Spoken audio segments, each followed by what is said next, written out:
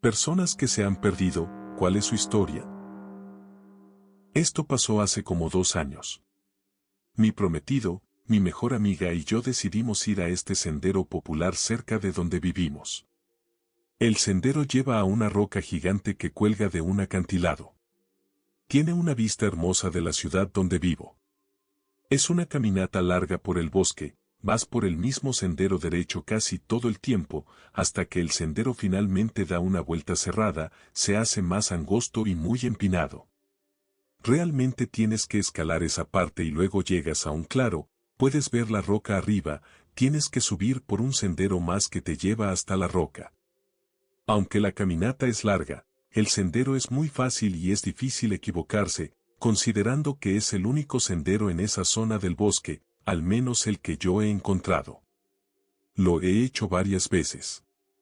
Incluso bajé mucho después de la medianoche, después de ver fuegos artificiales el 4 de julio. En fin, los tres decidimos que, como estábamos cerca de la carretera que te lleva al sendero, íbamos a ir. Eran como las 7 de la tarde, así que empezó a oscurecerse rápido. Ni siquiera llegamos a la primera parte del sendero que ya mencioné. Va derecho como 1 hora hasta que llegas a la curva cerrada. Ni siquiera llegamos ahí. Decidimos que, como estaba oscureciendo, debíamos regresar. Todos teníamos nuestras linternas y todo era normal. Nunca nos salimos del sendero. El sendero está bastante oscuro, rodeado de árboles, pero hay un lugar donde los árboles se abren, puedes ver todo el centro de mi ciudad. Y se siente muy alto porque este sendero está básicamente en medio de la ladera que rodea toda la ciudad. Si alguna vez has estado en Pensilvania, lo entiendes, llegamos al lugar donde se abre el bosque y se ve el centro. Pero se veía al revés. Ni siquiera sé cómo explicarlo. Parecía que la ciudad estaba volteada, como cuando volteas una imagen en tu teléfono. Como si alguien hubiera tomado la ciudad y la hubiera volteado al otro lado, si me entiendes. Era tarde, oscuro y estábamos cansados de caminar, así que creo que no lo tomamos muy en serio cuando pasamos. Aún así, sentí esa sensación rara y sentí que todo estaba al revés de repente. Esa es la única forma en que puedo describirlo, al revés. Y todos dijimos lo mismo. Fue mi prometido quien dijo algo primero, lo cual es raro porque normalmente él sería el último en decir algo en una situación así. Solo dijo que se sentía al revés. Mi mejor amiga se asustó porque le da ansiedad así y dijo que sentía lo mismo. Mencioné que el claro se veía raro y todos estuvieron de acuerdo, pensaron lo mismo pero creyeron que estaban siendo tontos. A estas alturas deberíamos estar cerca de la salida, pero parecía que estábamos dando vueltas en círculos. El sendero empezó a romperse, como si el sendero ni siquiera fuera el mismo por el que habíamos estado caminando, así que dimos la vuelta hacia la roca para tratar de averiguar dónde estábamos. Regresamos al claro y seguía viéndose raro, así que tomamos fotos, todavía las tengo si alguien quiere verlas, pero no se notaría que se vea al revés a menos que vivas en la misma ciudad. Sabíamos que estábamos en el claro porque es la única parte donde se despeja el bosque, y sabíamos que estábamos en el camino correcto, ya que nunca nos habíamos salido de él. Decidimos regresar hacia la salida, pero no nos llevó a la salida, tampoco nos llevó al sendero que se veía mal y empezó a romperse. Era una parte completamente nueva del bosque que nunca habíamos visto antes. Había una puerta en el suelo, parecía la puerta de una mina tal vez. Intentamos investigar, pero no hay evidencia de que haya una mina ahí, pero hay varias minas en mi ciudad, así que no me sorprendería si solo era vieja y no estaba registrada. Al lado de la puerta había como 5 o 6 sillas blancas con lo que parecían ser sábanas blancas tiradas en el suelo alrededor. Como pequeños trozos de tela blanca. No muy grandes, solo trozos. También había botellas de cerveza. Las sillas estaban en forma de círculo, pero no había fogata en el medio ni nada, solo ese círculo de sillas. Viéndolo en retrospectiva, podría haber sido un pequeño campamento que alguien hizo, pero hombre, daba mucho miedo de noche cuando estás perdido. Realmente nos asustó y cada vez que nos alejábamos parecía que regresábamos a las sillas y a la puerta. Obviamente empezamos a llamar y mandar mensajes de texto a la gente que conocíamos para pedir ayuda, incluso llamé a mis padres, pero nadie contestó. Era tarde, así que supongo que tiene sentido. Estamos tan perdidos y con tanto miedo de tener que dormir aquí arriba, jajaja. Finalmente, después de caminar lo que parecía ser en círculos, simplemente salimos. Como muy rápido, la salida estaba ahí mismo, simplemente caminamos por el sendero un minuto y salimos así. Casi inmediatamente después de salir, recibo mensajes de texto de la gente a la que estaba tratando de pedir ayuda. Y una cosa más espeluznante para ponerle la cereza al pastel, había como 1032 fotos tomadas en el teléfono de mi prometido a las 10:32 de la noche. Como una ráfaga, si tienes un iPhone, tienen estas cosas llamadas ráfagas donde puedes tomar muchas fotos rápidamente. Fue tan raro, las fotos eran todas blancas. También es raro como su teléfono tomó fotos mientras tenía su linterna encendida al mismo tiempo. Las fotos fueron tomadas mientras estábamos perdidos. No regresamos por aproximadamente un año hasta que mi prometido y yo decidimos regresar e intentar encontrar el sendero al que llegamos. Solo por tranquilidad. No pudimos encontrarlo, no pudimos encontrar la puerta, no pudimos encontrar nada raro. ¿Excepto un molinillo de carne gigante? Odio el bosque muchísimo. Me asusta pensar en cualquier bosque en cualquier momento. Esa es una de las peores experiencias para mí, pero he tenido algunas, honestamente, solo espero que la gente no piense que estoy inventando, me suena loco a mí, así que me imagino a alguien pensando que estoy mintiendo. Pero realmente solo estoy buscando una posible explicación. Es una de las cosas que me molestan hasta el día de hoy y a mi prometido no le gusta hablar de eso porque simplemente no hay explicación. Mi mejor amiga y yo seguiremos hablando de eso, pero no llegamos a ninguna parte porque hemos pensado en todas las explicaciones posibles que se nos ocurren. Así que cualquier experiencia o teoría similar sería genial. Me mudé a Tennessee hace aproximadamente un año. Hice algunos amigos por aquí y uno de ellos, un tipo con pinta de ser muy de actividades al aire libre, me dijo que iba a liderar una caminata en el Parque Nacional de las Grandes Montañas Humeantes. Sonaba divertido, así que acepté.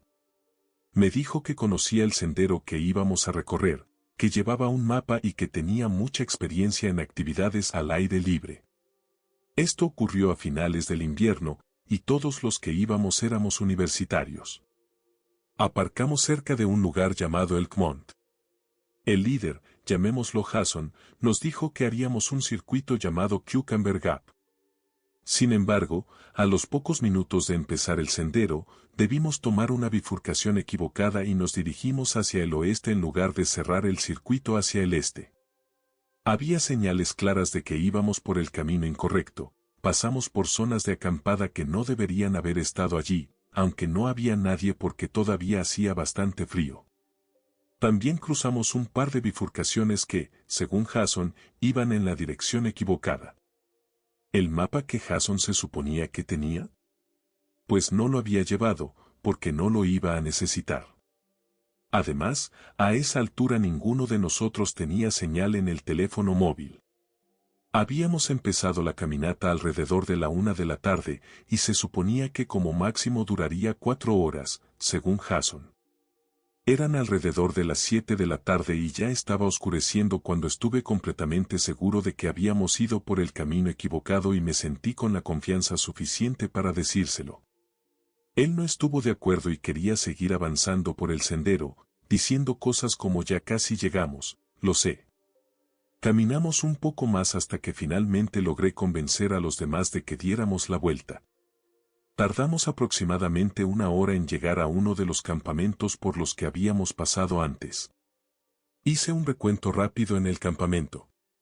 La mayoría llevaba chaquetas abrigadas, aunque 2 solo tenían camisetas de manga larga. Yo llevaba una manta de emergencia en la mochila, así que dejé que esos 2 la compartieran. El tema del abrigo estaba cubierto. Aproximadamente la mitad había llevado agua, pero yo tenía bastante de sobra, porque sudo muchísimo cuando camino, incluso en invierno. Así que teníamos agua suficiente para compartir. Todos llevaban al menos algo para picar, cosas tipo barras de granola. Comida, resuelto. Yo tenía una linterna pequeña de llavero y otro chico había llevado incluso una linterna más grande. También llevaba un pequeño kit de supervivencia que guardo en una vieja cajetilla de cigarrillos. Dentro tengo un pedernal de magnesio para hacer fuego, una navaja y algunas otras cosas al azar. Como parecía que nadie había acampado allí en varios meses, había bastante leña alrededor. Estaba un poco húmeda, porque había llovido unos días antes. Raspé el interior de la madera para sacar material seco y usarlo como yesca, y después de unos 30 minutos finalmente logré encender un fuego en el anillo para fogatas. Consejo: si no sabes usar un pedernal de magnesio, es prácticamente inútil. Yo he practicado muchas veces encender fuego con uno porque me parece interesante, pero si nunca lo has usado, practícalo antes de depender de él. Cuando el fuego empezó a arder, el ánimo de todos mejoró. Algunos incluso pudieron quitarse las chaquetas. Teníamos un poco de hambre, pero nada grave. Al menos estábamos calientes e hidratados. Al principio creo que algunos estaban molestos con Jason, pero eso se fue pasando. Hablamos, contamos historias y bromas. Cuando llegó la hora de dormir, simplemente nos acostamos en el suelo, junto al fuego. No fue nada cómodo, obviamente, sin sacos de dormir, y no creo que nadie durmiera muy bien. Yo estuve manteniendo el fuego encendido durante toda la noche. A la mañana siguiente nos despertamos temprano y comenzamos a desandar el camino. Tengo la costumbre de mirar hacia atrás de vez en cuando mientras camino, para saber cómo se ve el sendero en sentido contrario. Así que recordaba bien qué dirección debíamos tomar en la última bifurcación. Resultó que debíamos girar a la izquierda para tomar el circuito de Cucumber Gap, mientras que la derecha nos llevaba a un sendero completamente distinto. Nos tomó unas 5 o 6 horas salir. Finalmente llegamos a una carretera y al lugar donde habíamos aparcado. Yo había comentado a mis padres que iba a hacer una caminata, pero no les dije ni cuánto tiempo estaría fuera ni exactamente dónde, así que no se preocuparon. Creo que a la mayoría de los otros les pasó lo mismo. Nadie sabía realmente que estábamos perdidos. Ese fue un gran error, y uno que podría habernos puesto en verdadero peligro. A mis amigos y a mí nos encanta todo lo relacionado con actividades al aire libre. Un día decidimos conducir varias horas para ir a hacer espeleología, es decir, explorar cuevas. Esta cueva en particular estaba cerca de un río, así que por dentro tenía un laberinto de arroyos y hasta una cascada. Jóvenes y bastante inconscientes, no llevábamos un plan claro y simplemente entramos. Resulta que mientras estábamos dentro empezó a llover. La lluvia inundó parcialmente la cueva y bloqueó muchos de los pasajes. Fue algo completamente irreal, se podía ver cómo el nivel del agua subía frente a nosotros. No hace falta decir que entramos en pánico absoluto e hicimos cosas increíblemente estúpidas, como nadar por pasajes estrechos que ya estaban inundados. Cuando finalmente logramos salir, estábamos muertos de hambre, deshidratados, congelados y llenos de cortes y sangrando. Después supimos que habíamos pasado alrededor de 13 horas dentro de la cueva. Estaba en la cabaña de un amigo y salí solo al amanecer a cazar ardillas, acompañado por su perro. Llevaba ya algunos días allí y creía que conocía bastante bien la zona. Después de aproximadamente una hora caminando por un bosque de arces medianamente denso, me di cuenta de que estaba perdido. No había cobertura en el teléfono móvil, no llevaba brújula y el cielo estaba completamente nublado. Es una sensación aterradora no saber dónde estás, ni siquiera hacia qué lado queda el norte. Deambulé sin rumbo durante otra hora, buscando algún punto de referencia que me resultara familiar, pero no llegaba a nada.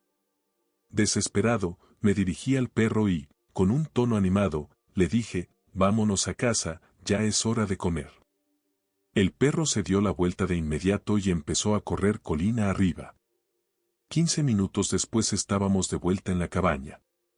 Todavía recuerdo el grito de alivio que solté en cuanto supe que estaba a salvo. Desde entonces, nunca entro al bosque sin una brújula y un silbato, y siempre le digo a alguien exactamente a dónde voy y cuándo planeo regresar. Y sí, ese día el perro comió muy bien. Comparto mi historia de supervivencia de hace un par de días. Un amigo quería ir a acampar en una salida de 2 días y una noche durante una tormenta de nieve para poner a prueba nuestro equipo al máximo. No íbamos a usar tiendas de campaña, sino hamacas, sacos de dormir, lonas y cuerdas. Estaba en el norte de California con un amigo, un poco más arriba de Forest Ranch, acampando en algún punto entre los 6.000 y 6.500 pies de altitud en el Parque Nacional de la Sen. Cuando llegamos ya había alrededor de 4 pulgadas de nieve en el suelo. Aparcamos mi coche rojo en un apartadero grande, agarramos el equipo y nos dirigimos hacia el este de la carretera, que era la única autopista que atravesaba toda la región boscosa. Caminamos aproximadamente media milla desde la carretera, internándonos en un bosque espeso con algunas zonas despejadas por la tala. Empezamos colgando las lonas para protegernos de la lluvia y la nieve. Pasamos un par de horas intentando encender el fuego porque todo estaba mojado y era casi imposible que prendiera. Luego montamos las hamacas, pero mi amigo se olvidó la suya, así que tuvo que improvisar una usando lonas gruesas de pintura. Yo sabía que eso le iba a llevar bastante tiempo, así que decidí salir a caminar solo para subir a la cima de la montaña, echar un vistazo y recoger algunas cosas para el campamento. Faltaba aproximadamente 1 hora para que se pusiera el sol. Le dije que volvería en 1 hora y que llevaba mi arma, pero que no iba a dispararla, ya que habíamos visto excrementos de oso cerca del campamento. Salí con lo siguiente: camiseta térmica y pantalón térmico, ropa interior, gorro, camiseta, sudadera con capucha, calcetines de lana con una pequeña bolsa de plástico alrededor de cada uno, botas de senderismo, chaqueta de snowboard y pantalones de snowboard. Guantes, que no eran impermeables en absoluto. Una navaja plegable Smith & Wesson, que no estaba muy afilada. Una pistola Glock 19 con 10 cartuchos y su funda. Una linterna frontal brillante e impermeable. Un reproductor de música con auriculares. Subí la montaña escuchando música, tranquilo, disfrutando de la naturaleza. Dejaba huellas en la nieve, excepto en algunas zonas donde no había nieve porque los árboles la habían detenido con sus copas. Llegué a la cima, a entre 1 y 1,5 millas del campamento, me di la vuelta y disfruté de la vista. Para ese momento, mis guantes estaban completamente congelados y ya no servían, así que mis manos empezaron a entumecerse por el frío. Era hora de regresar al campamento. Seguí mis propias huellas en la nieve hasta que llegué a una zona muy amplia sin nieve, donde ya no pude volver a encontrar mis rastros. Tengo un sentido de la orientación bastante decente, así que continué caminando hacia el área general donde creía que estaba el campamento. Caminé otros 20 minutos, empezó a llover y me di cuenta de que estaba un poco perdido. Empecé a gritar en grupos de 3 para ver si mi amigo respondía. Luego el sol se puso y la oscuridad llegó muy rápido allí arriba. Saqué el arma y disparé una vez, esperando una respuesta. No hubo ninguna. Estaba perdido en el bosque, de noche. Encendí la linterna frontal e intenté señalar con ella, sin suerte.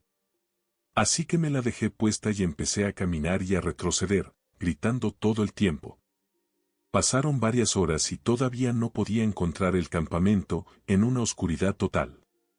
Me di cuenta de que esa noche no iba a dormir en el campamento, sino en el bosque. Había viento, estaba nevando y la temperatura estaba muy por debajo de los 30 grados Fahrenheit. Empecé a preguntarme si siquiera era posible pasar la noche en esas condiciones. Intenté cortar pequeños pinos con la navaja, pero era barata y no cortaba bien en absoluto, incluso después de afilarla. Así que terminé arrancando del suelo solo arbolitos jóvenes cubiertos de nieve, con las manos desnudas y congeladas. Estaba empapado de pies a cabeza. La chaqueta, los pantalones y las botas supuestamente impermeables no habían evitado que el agua entrara. Finalmente logré arrancar unos 11 arbolitos y los coloqué en el suelo, junto a un árbol bajo el cual no había nieve.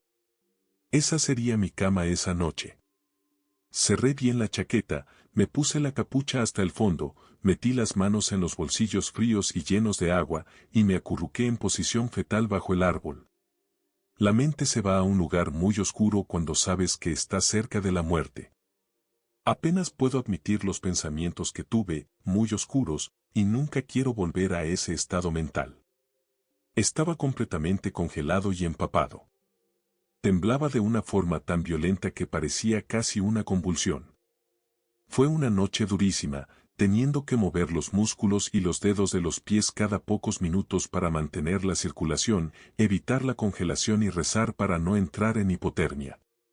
De alguna manera, desperté por la mañana.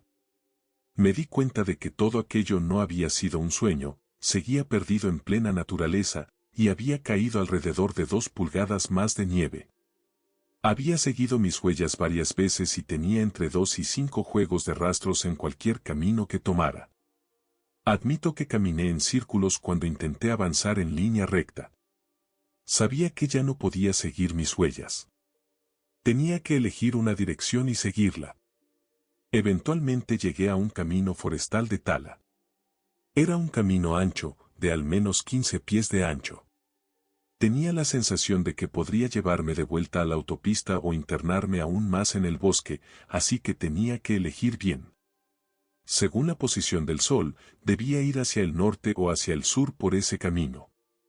Elegí ir hacia el sur y crucé los dedos esperando que fuera la decisión correcta.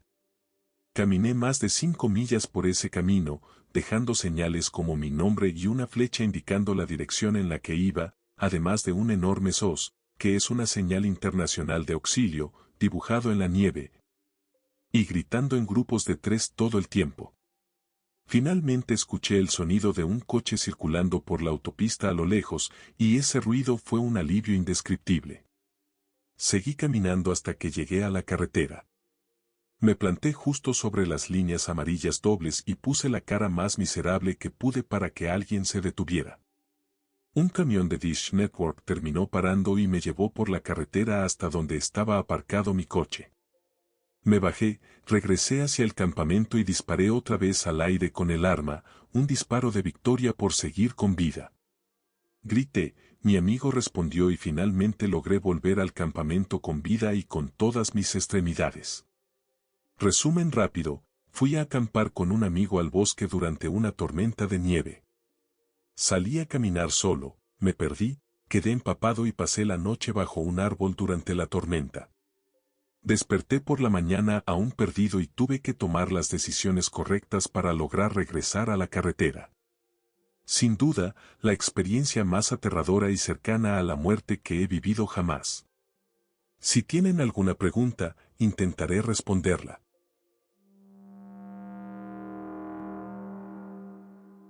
Cuando tenía como 8 años, mi mamá y yo nos mudamos a vivir con una amiga suya que tenía un hijo varios años mayor que yo. Llamémoslo Travis. Travis era un maldito psicópata. En esa época yo estaba muy metido en la magia de escenario y acababa de recibir un pequeño traje de mago, con sombrero, capa y todo, así que ten eso en cuenta. Un día Travis estaba viendo lucha libre en la televisión y se puso súper alterado, así que salimos al trampolín. Ahí procedió a darme una paliza mientras gritaba cosas sobre las hazañas culinarias de The Rock y se tiraba pedos en mi cara. En algún momento, se sentó encima de mi cara por accidente y me rompió la nariz.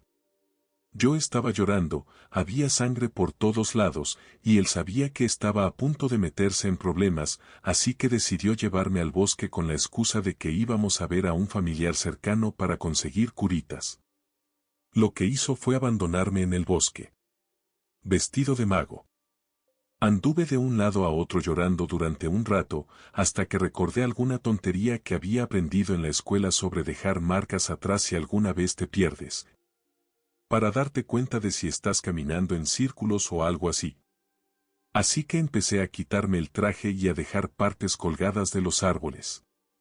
En algún momento me topé con un vecino que, de forma bastante inquietante, se mostró totalmente indiferente ante un niño medio desnudo saliendo del bosque. Usando solo unos calzoncillos blancos ajustados y un sombrero de mago, con la cara llena de sangre. Hace unos 3 años estaba luchando muy seriamente con la depresión y con pensamientos suicidas. Con el tiempo, esos pensamientos se transformaron en planes. Me quedaba despierto por las noches pensando en cómo quería irme de este mundo, pensaba en pastillas, en cortarme las muñecas, todas esas cosas cliché que se ven en las películas. Aunque al final me decidí por un método que llamé desangrado lento.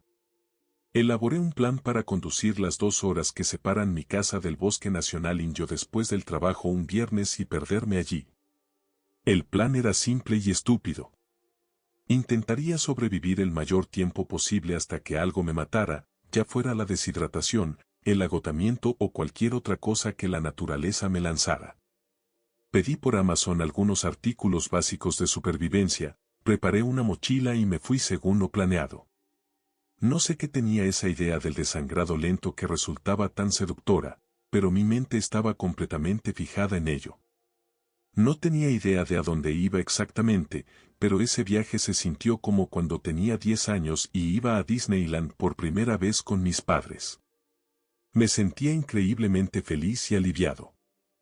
Llegué, aparqué el coche detrás de unos arbustos y empecé a caminar. Eran alrededor de las 5 de la tarde y el sol estaba cayendo rápido, mala planificación de mi parte, así que empecé a correr, cada vez más adentro del bosque.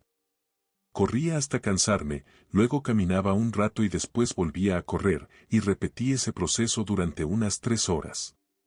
Me detuve en un claro entre los árboles. Era una pequeña zona circular con hierba mayormente muerta y hojas secas. Monté la tienda, desenrollé el saco de dormir y me quedé dormido. Tan feliz como se puede estar. Sin embargo, la mañana siguiente fue mucho menos tranquila. Me desperté sintiéndome como si tuviera una resaca terrible y durante al menos 5 minutos no tenía idea de dónde estaba ni cómo había llegado allí. Empecé a respirar rápidamente y comencé a trotar en direcciones aleatorias, intentando rehacer mis pasos. Terminé aún más perdido y separado de mi equipo y de la tienda. Intenté convencerme de que eso era lo que quería. Pero por alguna razón sabía que ya no lo era. Recuerdo repetir no hay elección una y otra vez. Esa fue una noche muy fría. Traté de hacer flexiones para mantenerme caliente, pero eso duró muy poco. Intenté cantar Viene de Billy Joel, pero tenía demasiado frío y los dientes no dejaban de castañetear. Aún así, el frío no era nada comparado con el miedo. Cada hoja que caía o cada sonido de agua corriendo se convertía en un depredador feroz en mi mente. Hubo un momento en el que no podía distinguir si temblaba por el miedo, por el frío o por una mezcla de ambos. Finalmente llegó la mañana y pasé la mayor parte del día durmiendo en el suelo, apoyado contra un tronco caído. Me desperté alrededor de las 3 de la tarde y, una vez más, entré en pánico. Empecé a trotar otra vez en una dirección aparentemente aleatoria hasta que di con la carretera por la que había llegado. Esa sensación de alivio es algo que nunca podré explicar. Me humilló y al mismo tiempo me levantó el ánimo. Caminé por la carretera hasta que un anciano muy amable en una gran camioneta negra se detuvo para ver si necesitaba ayuda. Le dije que estaba de excursión y que me había perdido. Me llevó por la carretera hasta mi coche, y yo conduje de regreso a casa. Ese fin de semana lo cambió todo para mí. Nunca volví a tener pensamientos suicidas y conseguí la ayuda que necesitaba para lidiar con mi depresión. No es una gran historia de supervivencia, pero toda la experiencia cambió mi forma de ver la vida y mi propio valor. Todavía estoy trabajando en construir una vida adecuada para mí, pero cada vez que me siento desanimado o con ganas de rendirme, recuerdo esa noche en el bosque y, después de un escalofrío rápido, me doy cuenta de lo mucho que mi vida significa para mí. Fue un plan estúpido, pero me alegra que lo fuera. Puede que no hubiera sobrevivido a uno un poco más elaborado. Crecí en un pequeño pueblo minero en la región de Pilbara, en Australia Occidental. Cuando era niño, el pueblo todavía era bastante pequeño y apenas tenía unas 3.000 personas. Básicamente estaba rodeado de matorral seco y árido, y más lejos ya era puro desierto. Había una represa y algunos otros puntos con agua relativamente cerca, pero entre ellos había extensiones enormes de prácticamente nada. Un día, algunos compañeros de la escuela empezaron a presumir que habían ido en bicicleta hasta una estación de servicio ubicada en la Great Northern Highway, más o menos a mitad de camino entre nuestro pueblo y el siguiente. Esa estación de servicio estaba a unas 2 horas y media en coche, con un límite de velocidad mayormente de 110 kilómetros por hora, pero el camino tenía muchísimas colinas. Y el sol del verano en Pilbara es brutal. Ir hasta allá en bicicleta, siendo un chico de 13 o 14 años, habría sido prácticamente imposible sin una preparación seria, paradas de descanso, agua, protector solar, algún tipo de sombra portátil, etc. Ellos aseguraban que lo habían hecho usando solo sus uniformes escolares y bebiendo agua de un charco que encontraron en el camino. Yo sabía que estaban mintiendo, así que decidí poner en su lugar al cabecilla del grupo. Era el único otro chico de mi tamaño en la escuela, era mucho mejor que yo en deportes y nunca me dejaba olvidarlo.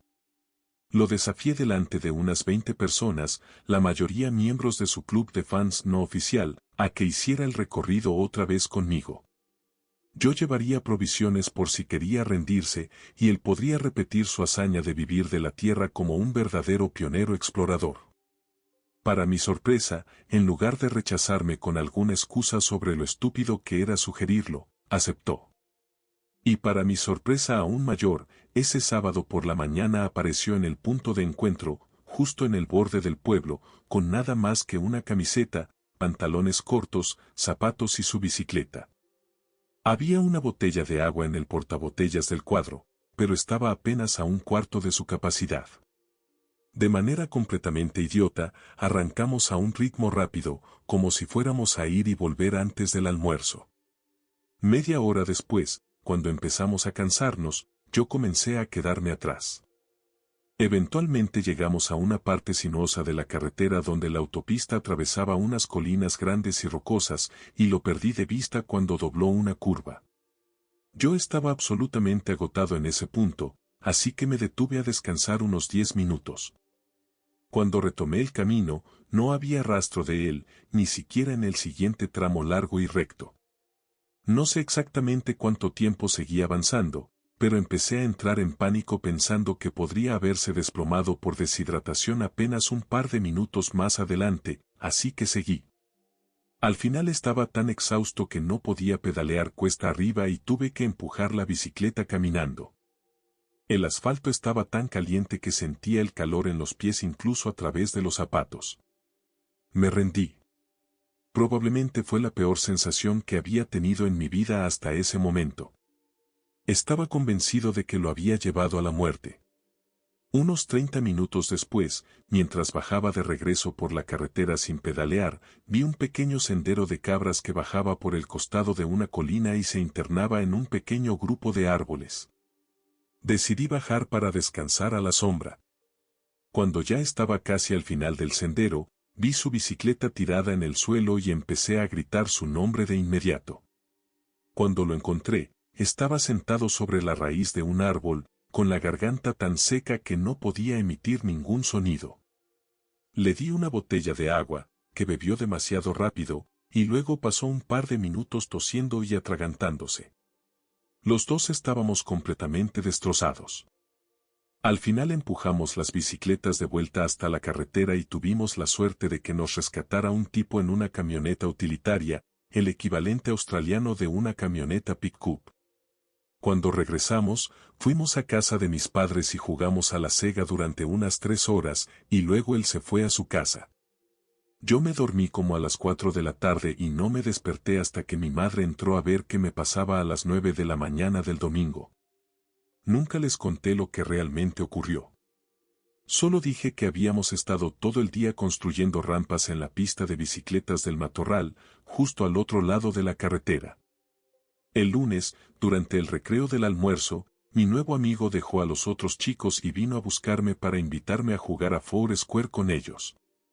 Los demás pensaban que estaba planeando humillarme y empezaron a soltar comentarios sarcásticos sobre cómo yo estaba totalmente equivocado acerca de que ellos habían ido en bicicleta hasta la estación de servicio. Yo simplemente asentí y dije, sí, él me lo demostró. Y eso fue todo. Nunca fuimos amigos cercanos, pero desde entonces siempre me respetó y ya no animó a los otros cuando me molestaban.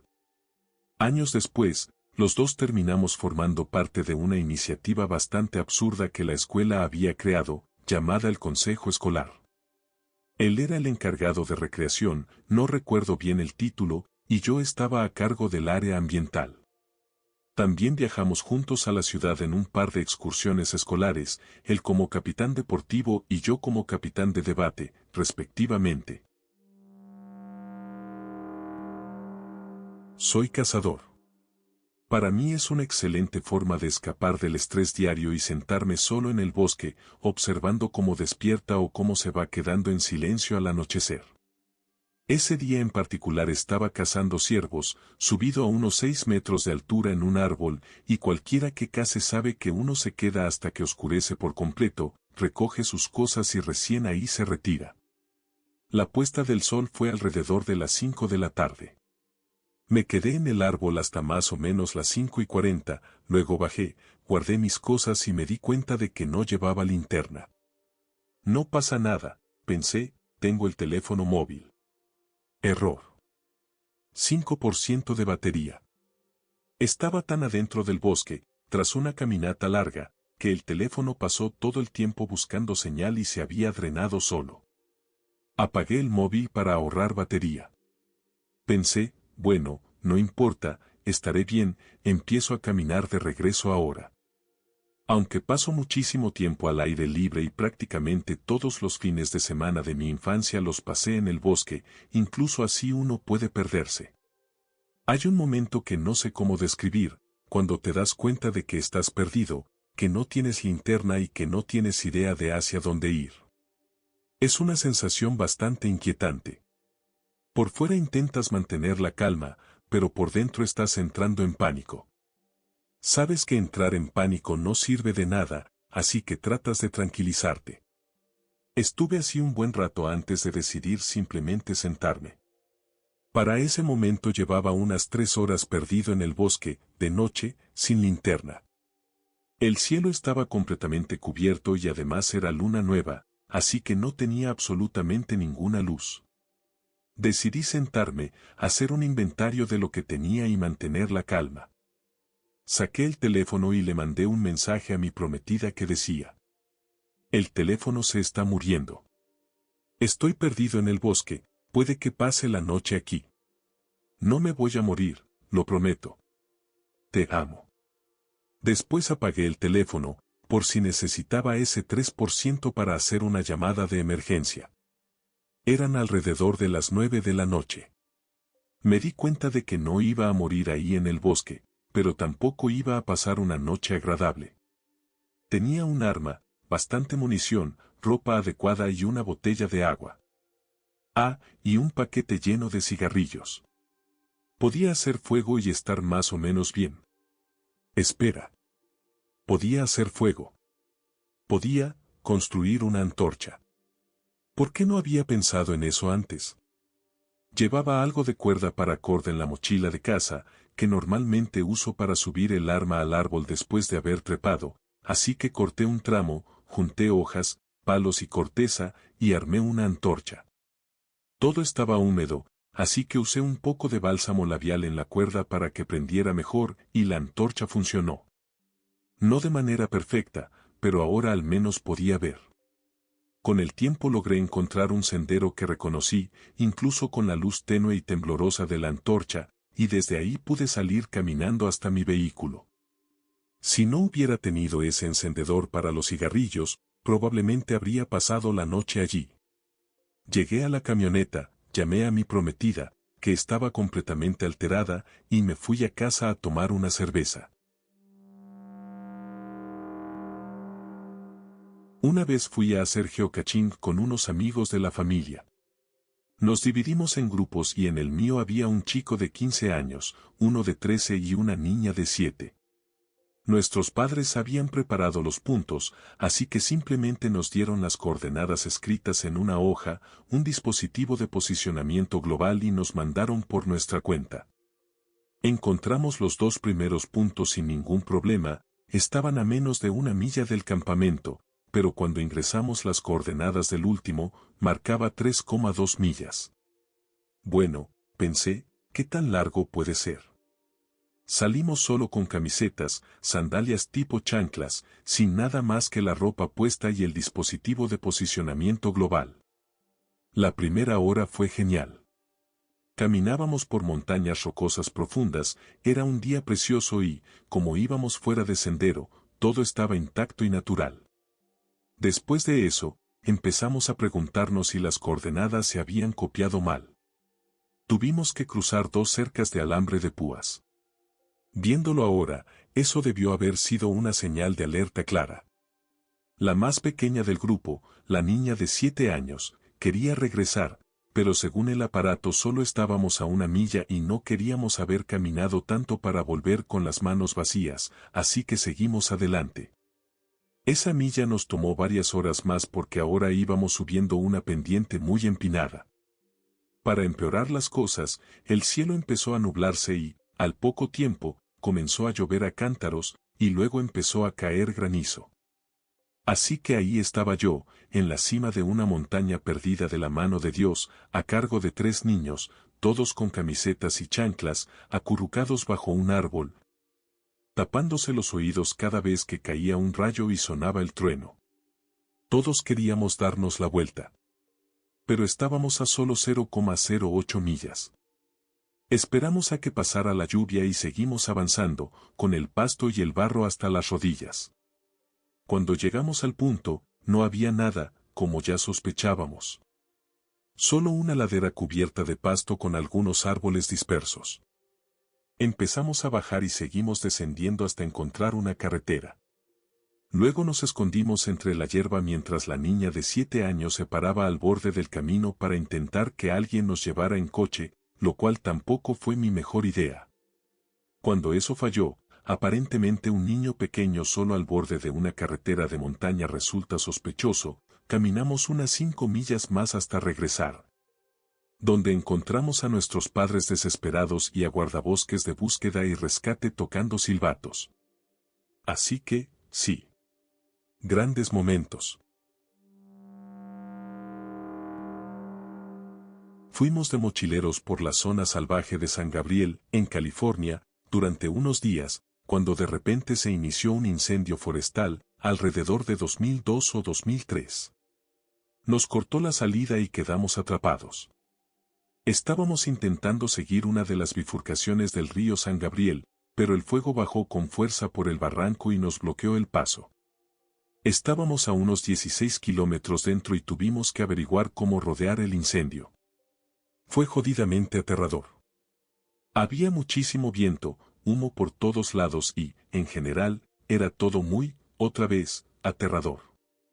Enormes columnas de humo se acumulaban en el aire, los equipos de búsqueda y rescate sobrevolaban la zona junto con aviones cisternas soltando agua y productos químicos, ese líquido rojo. Finalmente llegamos a lo alto de una cresta para ver hacia dónde podíamos ir desde allí.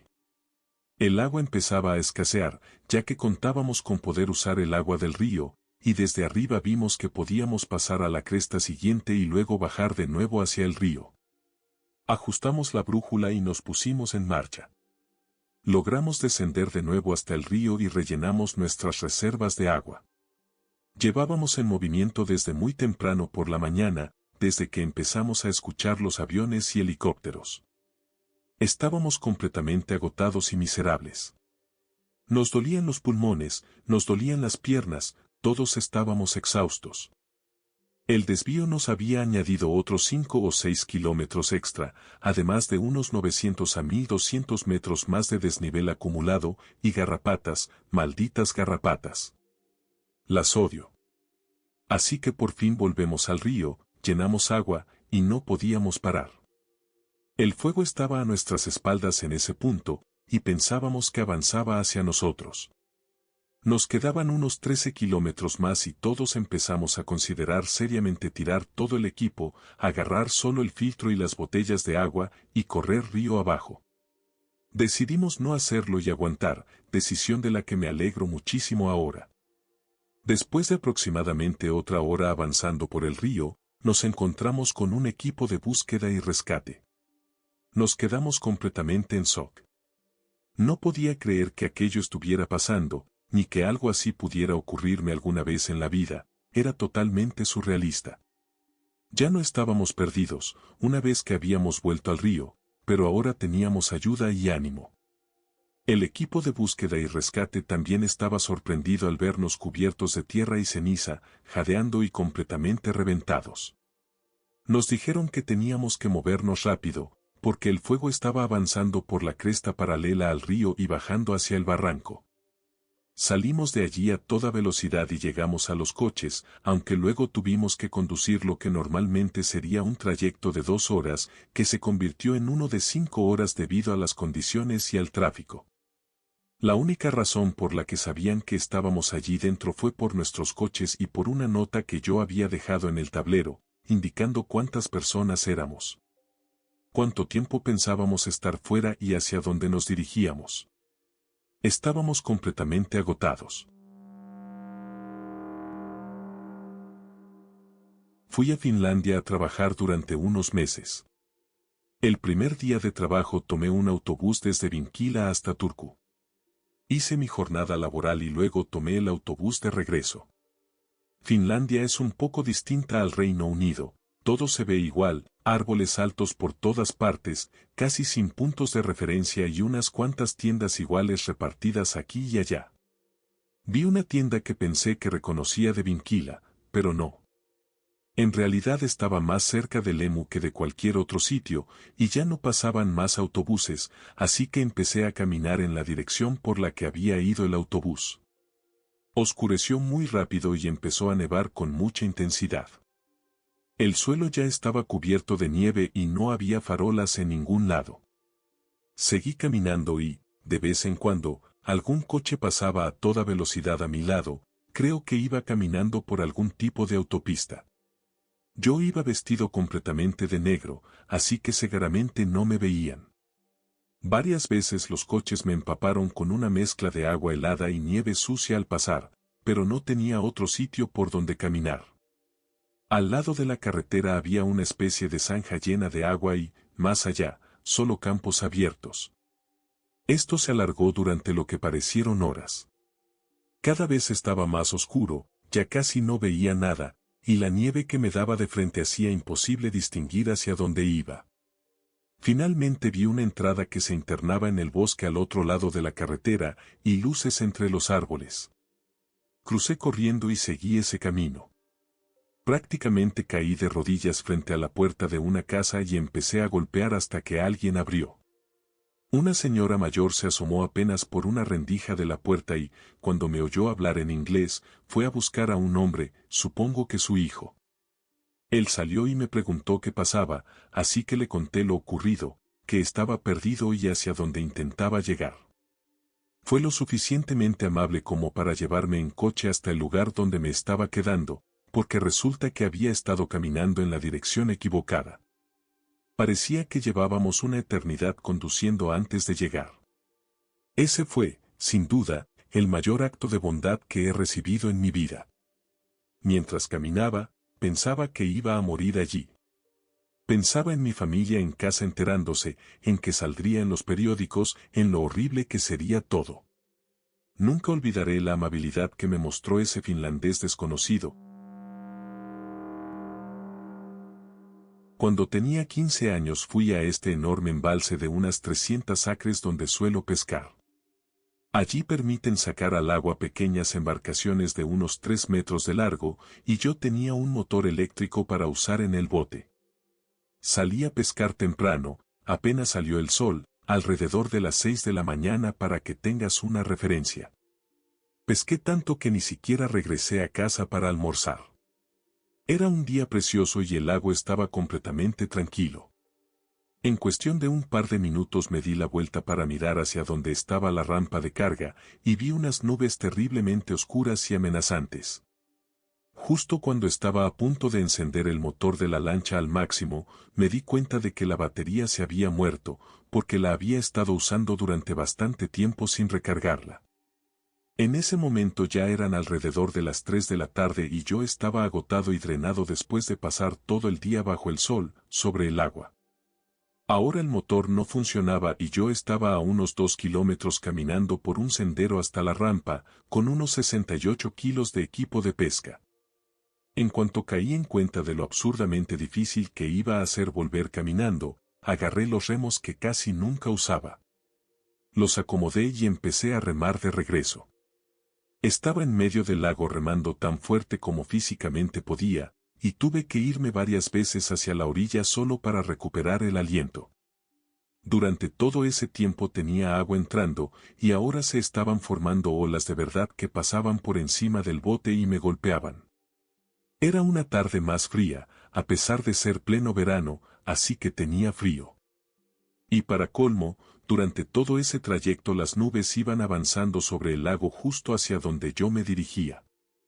El esfuerzo físico fue tan brutal que terminé con dolores durante 2 días, pero logré llegar de vuelta a la orilla y salir de esa lancha metálica.